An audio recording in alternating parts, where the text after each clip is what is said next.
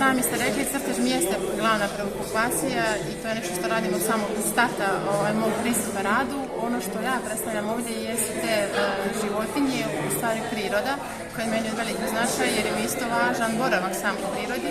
Tako da kada sam van okvira svega toga imam bukvalno sad svoj neki prostor gdje ja to sve što sam stekla akumuliram i prenosim na radove.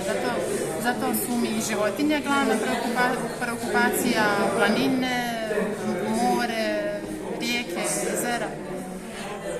Gdje su sve vaši radovi izlagani u toku ove godine i gdje putuju nakon bara?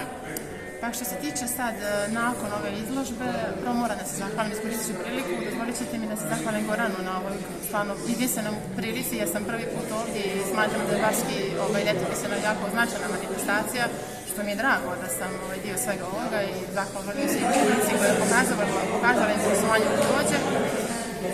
Tako da što se tiče daljih izlaganja, iskreno planova nekih nema, materijala radova imam, možda konkurišem ili ako uslijedi neki poziv, naravno da je dobrodošao. Izlagala sam sa ovim ciklusom, sam se predstavila i kotarskoj publici, zatim prva je počela u Petrovcu i naravno izložba, kažem naravno jer mi je posebno značajna izložba u Plavu gdje je inače moje porijeklo i nosim jako neke emotivne momente odatle, tako da to je onako neka značajna neko moje predstavljeno, ali kao što sam rekla za dalje vidjet ću.